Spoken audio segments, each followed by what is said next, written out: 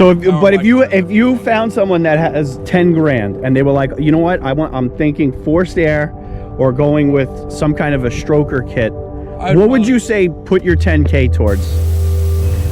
All right, guys. So we have a pro-charged Challenger owner.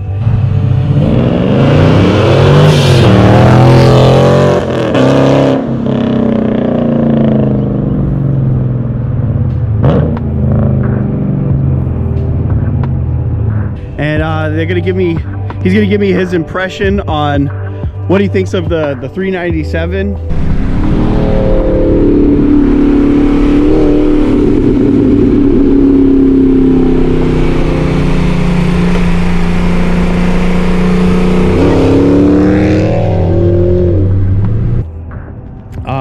A lot of you guys are probably thinking, why don't you guys race? Well, we don't want any of this to happen. You out of your mind?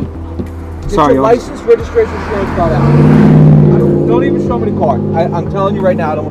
But yeah. So, what was like the biggest engine you've driven? Like, have you ever driven the 392 or the Hellcat? I've driven 392. I've driven the Hellcat. Okay, so yours has a little bit more power than me. You said it was 530-ish range, right? And similar in torque. This is 450, but again, you know, the power delivery is completely different. You know, you're depending on that. I don't feel my power until about like 3,500-ish. Okay. I have to be fully in it, otherwise you don't feel it. So hopefully, you know, he notices a difference, you know, the larger displacement versus the forced air. Yeah, just give me your feedback. If you're not impressed, then you're not impressed. If you're digging it, then definitely let me know, okay? Absolutely. All right, guys, let's get into it. So we'll take it up on the highway, and you can kind of go out that way.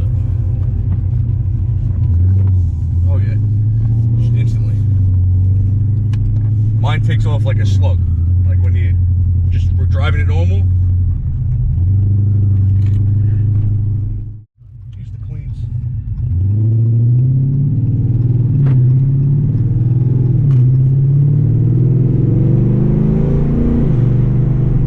Definitely more consistent.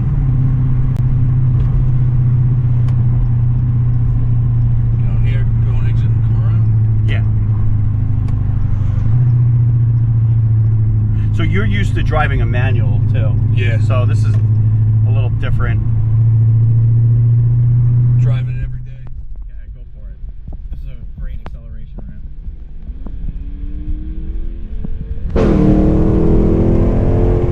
Oh yeah. Definitely a night and day difference. Drop it a couple of gears. Yep. Yeah, drop it. Drop it to third. Paddle. Oh shit, I didn't even notice.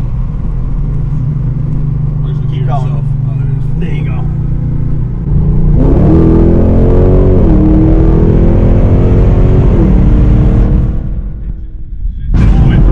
Yeah.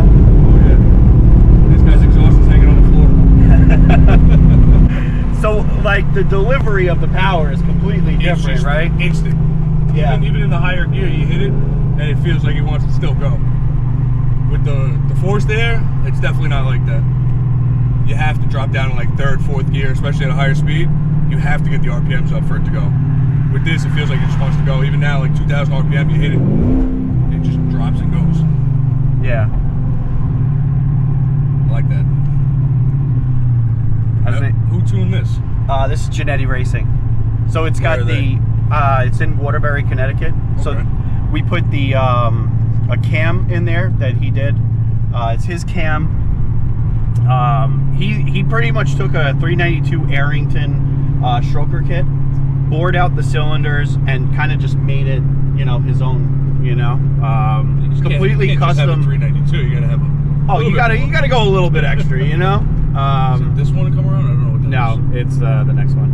But definitely, like, you've driven the 392. Do you think that this is absolutely, definitely more power than 392? Yeah.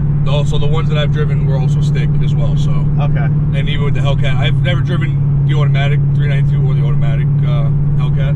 They've all been stick because my friends are just like me, I guess. Power delivery is much smoother. Yeah, it's instant with a larger displacement, naturally aspirated build. Okay. Yeah, for me, I literally have to get the RPMs way up